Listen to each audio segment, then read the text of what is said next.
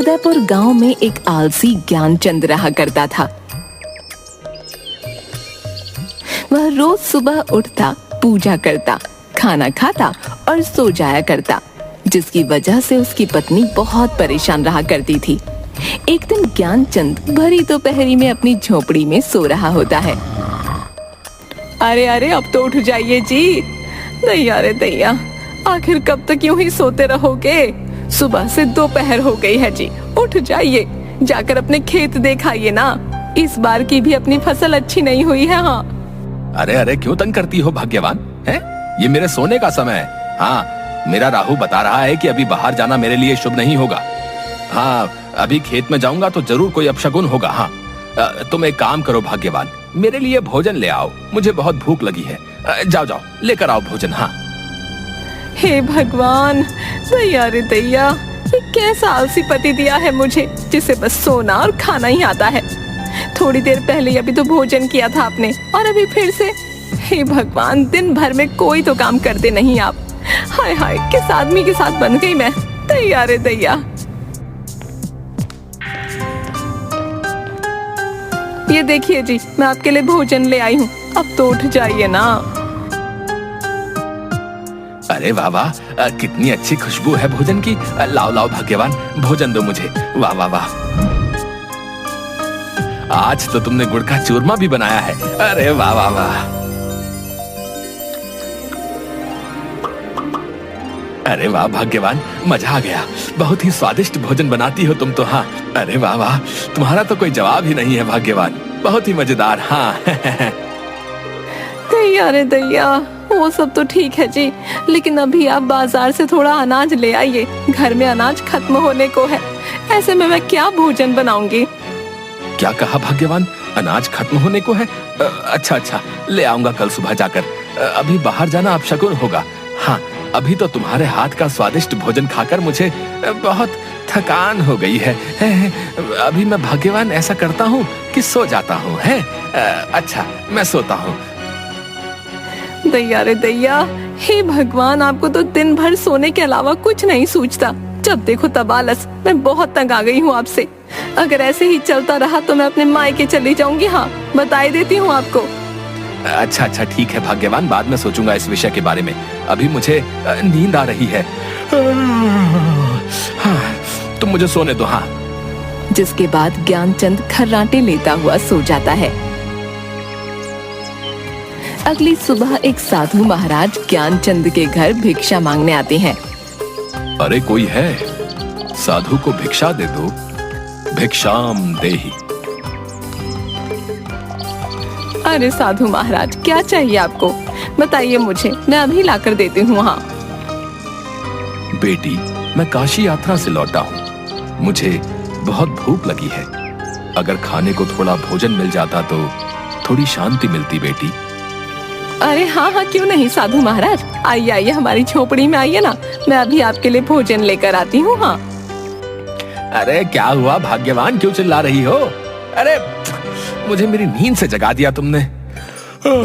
आखिर किससे बात कर रही हो? अरे दैया रे दैया, उठ गए आप, ये तो चमत्कार ही हो गया। देखिए देखिए, काशी से साधु महाराज आए हैं हमारे द्वार पर। ज्ञानचंद साधु महाराज को देखकर थोड़ा खुश हो जाता है। अरे अरे माफ कीजिएगा महाराज जी, आइए आइए, आप अंदर आइए। वाह वाह वाह वाह, सुबह सुबह आपके दर्शन पाकर तो मैं धन्य ही हो गया। हाँ। जिसके बाद साधु ज्ञानचंद की झोपड़ी में आकर बैठ जाते हैं। अरे भाग्यवान, जल्दी से महाराज के लिए भोजन लेकर आओ। जाओ जाओ जाओ, जल्दी जाओ, जल्दी से लेकर आओ। जाओ जाओ। हाँ हाँ, मैं अभी भोजन लेकर आती हूँ। हाँ, साधु महाराज जी के लिए, बस मैं अभी आई। तभी ज्ञानचंद की पत्नी साधु के लिए भोजन से भरी थाली लेकर आती है। ये लीजिए महाराज, आप भोजन कीजिए। हाँ, कीजिए कीजिए, खाकर बताइए मेरे हाथों का भोजन कैसा लगा आपको।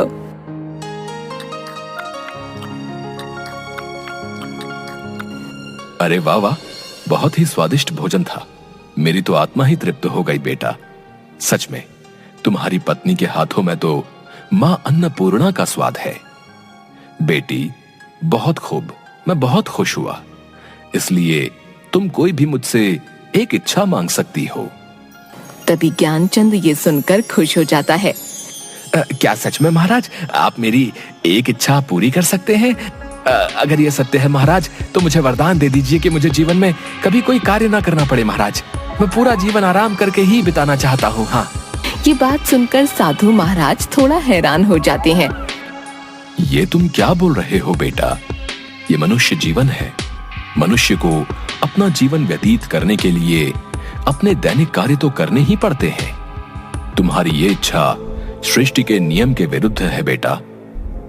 महाराज आपने कहा ना कि आप मेरी एक इच्छा पूरी कर सकते हैं, तो मैंने आपको अपनी एक इच्छा बता दी महाराज। अगर अब आपने मेरी इच्छा पूरी नहीं की तो यह आपके बोले गए शब्दों का अपमान होगा महाराज। हाँ। तभी ज्ञानचंद की ये बात सुनकर साधु थोड़ा सोच में पड़ जाता है। अच्छा तो ठीक है, अगर यही बात है तो हम तुम्हारी ये इच्छा अवश्य ही पूरी करेंगे। अब हम अपने शब्दों को वापस नहीं ले सकते हैं। हम तुम्हारी ये इच्छा अवश्य ही पूरी करेंगे।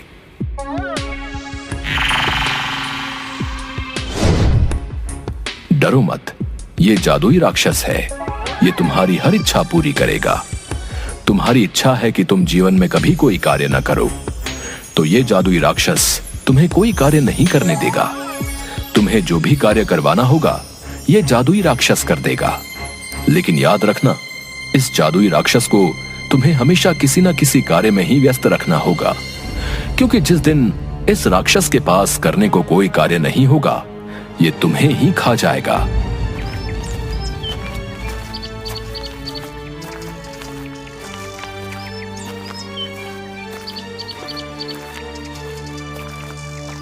तभी ये बात सुनकर ज्ञानचंद की पत्नी थोड़ा डर जाती है। तैया रे तैया, नहीं नहीं, ये आपने क्या कर दिया जी? अपने आलस में आकर साधु महाराज से कैसी मूर्ख इच्छा मांग ली। मुझे तो आपके लिए बहुत चिंता हो रही है जी। अगर किसी दिन इस भयानक दिखने वाले राक्षस ने आपको ही खा लिया तो मैं क्या करूंगी जी? अरे भाग्यवान, तुम व्यर्थ में ही चिंता कर रही हो। ऐसा कुछ नहीं होगा। अब तुम देखना मैं इस राक्षस से कैसे सारे कार्य करवाता हूँ। हाँ, अब तो मुझे कोई कार्य ही नहीं करना पड़ेगा भाग्यवान है, और तुम्हें भी मुझसे कोई शिकायत नहीं होगी। हाँ। हे मनुष्य, बोलो, मैं तुम्हारा क्या कार्य कर सकता हूँ? क्या आदेश है तुम्हारा? जल्दी बताओ, वरना मैं तुम्हें ही खा जाऊंगा। हाँ। जाओ जादुई राक्षस, बाजार जाकर अनाज की बोरियां ले आओ। जाओ जाओ, घर में अनाज की बोरियां नहीं है। हाँ हाँ ठीक है, अभी जाता हूँ, लेकर आता हूँ अनाज की बोरियां। और वह राक्षस अचानक से गायब हो गया और तुरंत ही अनाज की बोरी ले आता है, जिसे देखकर ज्ञानचंद और उसकी पत्नी हैरान हो जाते हैं। तैया रे तैया, अरे जादुई राक्षस, तुम इतनी जल्दी अनाज की बोरी ले आए? मेरी तो कुछ समझ नहीं आ रहा। मैं कोई साधारण राक्षस नहीं हूँ, बल्कि एक मायावी राक्षस हूँ। इसलिए जो भी तुम मुझे कार्य करने को दोगे उसे मैं अपनी मायावी शक्ति से पल भर में ही कर दूंगा। अब बताओ और क्या कार्य करना है, वरना मैं तुम्हें ही खा जाऊंगा। ज्ञानचंद थोड़ा सोच में पड़ जाता है। अच्छा अच्छा ठीक है, तुम यहाँ से मेरे खेत में जाओ और जाकर सिंचाई कर दो। जादुई राक्षस, जाओ जाओ। ठीक है, मैं तुम्हारे खेत की सिंचाई करके अभी आया। दैया रे दैया, सुनिए जी, मुझे तो बहुत डर लग रहा है। ये जादुई राक्षस तो सच में बहुत भयानक है जी। अगर सच में इसने आपको कुछ कर दिया तो? अरे भाग्यवान, तुम देख रही हो ये कितनी जल्दी मेरा बताया हुआ कार्य कर देता है। देखो, अगर ये मेरे साथ रहा तो मैं सदैव आराम से जीवन व्यतीत करूंगा। हाँ, तुम चिंता मत करो, ये मुझे कुछ भी नहीं करेगा। हाँ, मैं हमेशा ही इसे कोई ना कोई कार्य देता ही रहूंगा। हाँ। तभी वो राक्षस फिर से आ जाता है। हे मनुष्य, मैं तुम्हारे खेत की सिंचाई कराया हूँ। तुम्हारे खेत की सिंचाई करके मुझे बड़ा ही आनंद आया, लेकिन अभी मुझे बहुत जोरों की भूख लगी है। जल्दी से मेरे लिए भोजन का प्रबंध करो, वरना मैं तुम्हें ही खा जाऊंगा। अरे नहीं नहीं जादुई राक्षस, ये तुम क्या बोल रहे हो? इन्हें कुछ मत करना, मैं भी तुम्हारे लिए भोजन लेकर आती हूँ। हाँ। तभी ज्ञानचंद की पत्नी राक्षस के लिए खूब सारा अलग अलग तरह का खाना लेकर आती है। सारा भोजन चटकर जाने के बाद, और भोजन लेकर आओ, जाओ मुझे और भूख लगी है। जाओ मेरी भूख शांत करो। ज्ञानचंद और उसकी पत्नी दोनों ये सुनकर दुखी हो जाते हैं। अरे अरे, पूरे घर का राशन तो खा गया ये जादुई राक्षस। आखिर अब कैसे शांत होगी इसकी भूख।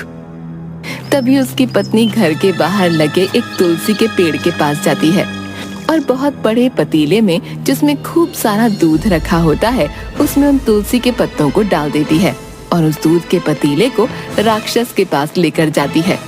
ये लो जादुई राक्षस, इस दूध को पी लो, इस दूध से तुम्हारी भूख शांत हो जाएगी।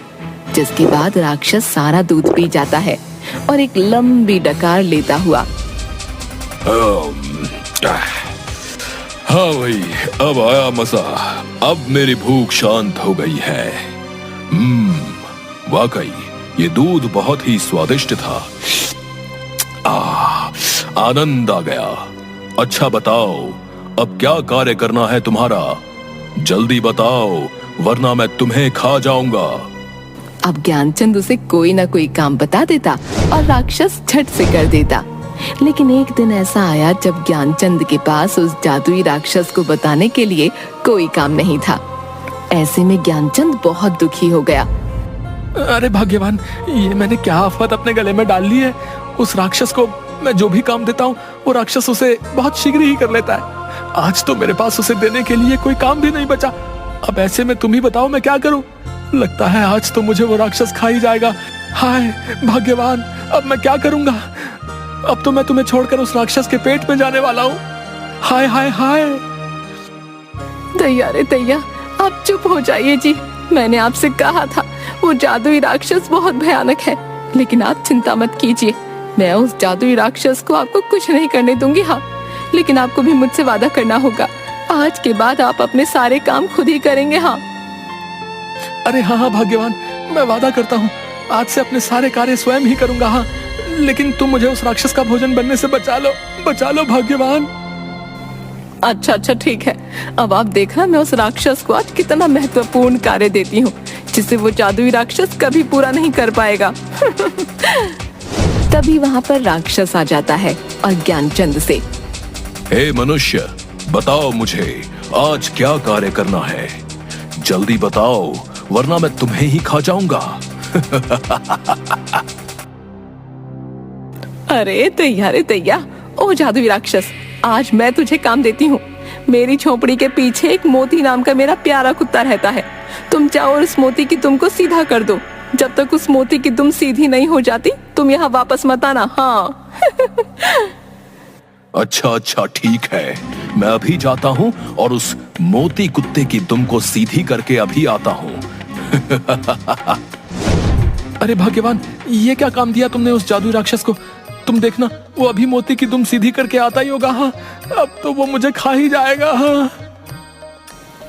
दैया रे दैया, आप भी ना बिल्कुल मूर्ख ही हैं। अरे भला कुत्ते की भी दुम कभी सीधी होती है? वो जादुई राक्षस मोती की दुम को कभी सीधा नहीं कर पाएगा। हाँ, और ना वापस यहाँ लौट कर आएगा। अरे वाह वाह वाह भाग्यवान, ये तो मैंने सोचा ही नहीं। अरे भाई वाह वाह, मान गया तुम्हें। क्या दिमाग लगाया तुमने भाग्यवान। हाँ भाग्यवान, बहुत ही अच्छा। हाँ, अब वो राक्षस वर्षों तक कभी मोती की दुम को सीधा नहीं कर पाएगा। हाँ। जिसके बाद अगले ही दिन से ज्ञानचंद अपने सारे काम खुद करने लगा, किसी आलस के बिना। और उधर जादुई राक्षस मोती के पीछे उसकी दुम को सीधा करने के लिए कई वर्षों तक यूं ही भागता रहा। न तो वह कभी मोती की दुम को सीधा कर पाया और न लौटकर ज्ञानचंद के